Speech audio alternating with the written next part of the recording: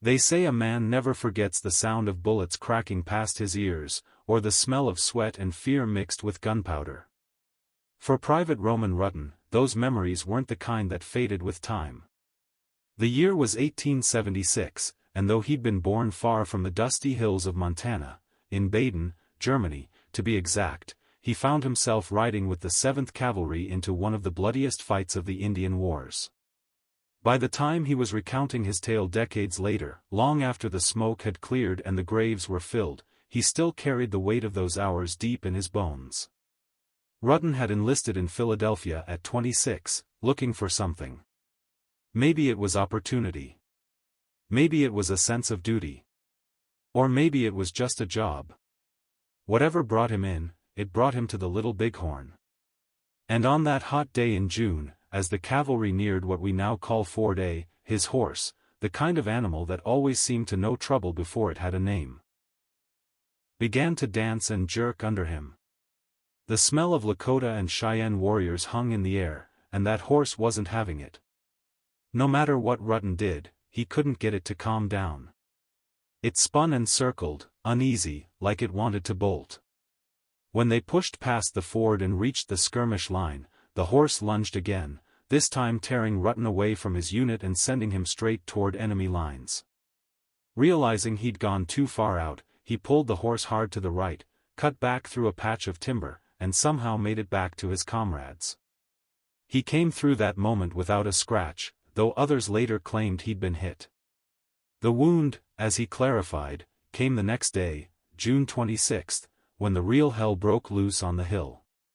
Sergeant O'Hara was the first man Rutten saw fall, dropped by a bullet while still holding the line. It sent a shiver through the whole company. Everyone scrambled for cover in the timber. Horses were mounted hastily. Rutten caught a glimpse of First Sergeant Ryan asking Captain French what the plan was. But French didn't get a chance to answer. Major Reno came riding by, yelling for everyone to follow him. Just like that, the retreat began. They rushed out of the woods into a confusing, deadly mess. Off to Rutten's right, a line of warriors, maybe 200 strong, were bearing down. Most weren't shooting just yet, they were yelling, hooting, jeering like they were getting themselves worked up. But a few fired as the troopers ran. Rutten didn't stick around to see what would happen next. He pushed forward, even as more warriors appeared ahead and to his flank. Somewhere along the retreat, Rutten spotted Isaiah Dorman, an African-American scout he knew well. Isaiah's horse was down, and he was kneeling with his rifle, cool as ever. As Rutten galloped by, Isaiah looked up and shouted a final goodbye. That moment stayed with him more than most. The weight of that farewell, uttered in the middle of a battlefield, was something Rutten would never forget. Corporal Scollin went down in soggy ground near the woods. Lieutenant McIntosh wasn't far beyond that, fighting to get his horse moving again. But the lieutenant was alone, and the Indians had encircled him.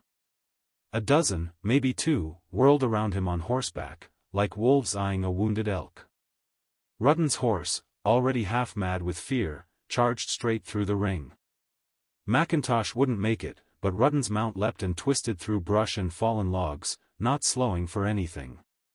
When he reached the river, he saw men and horses floundering in the water. It was chaos. Rather than join the pileup, he veered downstream, looking for another place to cross. The far side was a wall of dirt, too steep for most horses.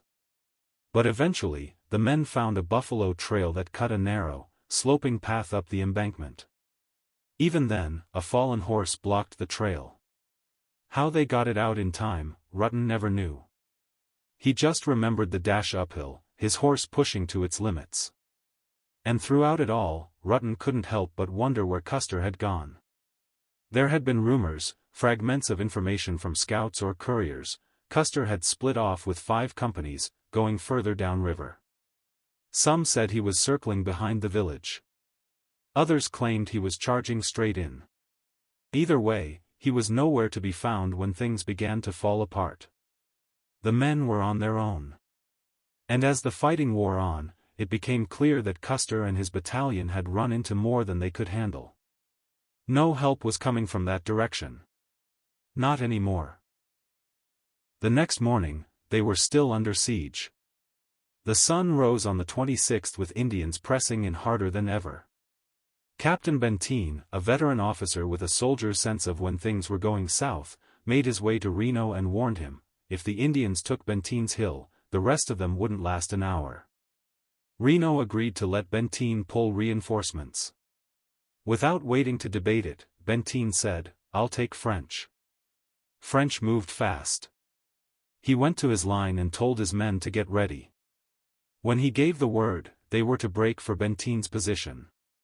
It was a deadly sprint across open ground, with little cover and plenty of bullets.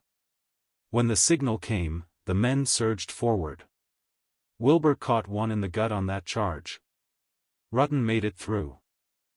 Years later, Rutten still remembered the stories that swirled after the battle, about Peter Thompson escaping, about Nathan Short disappearing toward the Rosebud. He remembered the flags, Vickery carrying the regimental colors, and Sergeant Robert Hughes likely hauling the battle flag. Francis Hughes from Company L was the last man trailing 5 companies down Sundance Creek, stuck with a big, hard-to-control black horse that kept him behind the others. There was no glory in that fight, only grit, blood, and noise. The sounds haunted Rutten more than the wound ever did. The shouting, the war cries, the scream of a man hit in the gut. The face of Isaiah, steady and defiant to the end. Rutten came out alive, patched up later at Fort Rice. But he never shook what he saw. The battlefield left more than physical scars, it carved memory into his soul, the kind no medicine could cure. Most of the men he'd shared campfires with didn't come back. Some were killed in the timber. Others were gunned down at the river or overrun on the ridge. Rutten survived, and with survival came the burden of memory. He didn't speak of the battle to boast or to embellish.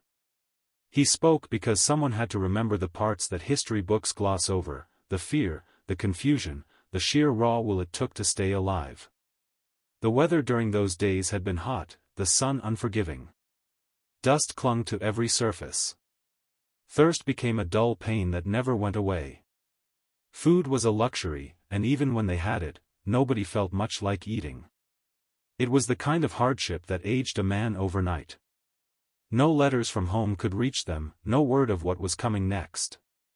All they had was instinct, comradeship, and the will to see another sunrise. Rutten recalled how some of the wounded lay in silence, refusing to cry out.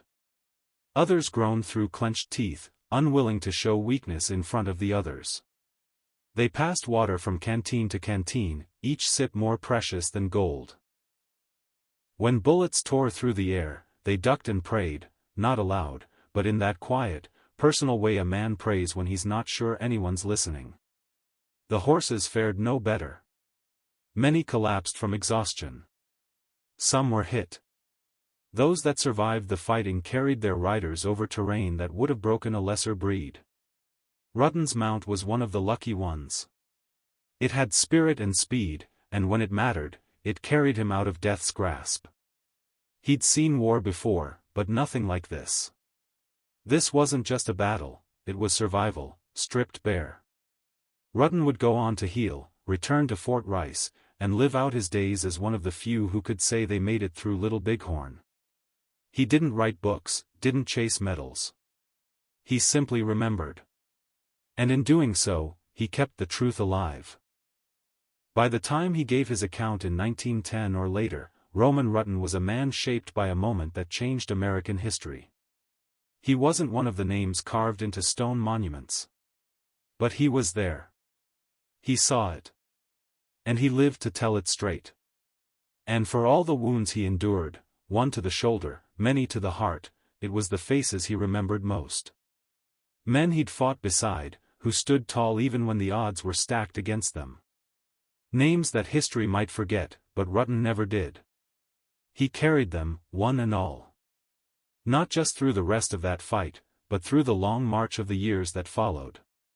Every scar had a name. Every ache had a memory. And every breath he drew afterward was a kind of tribute.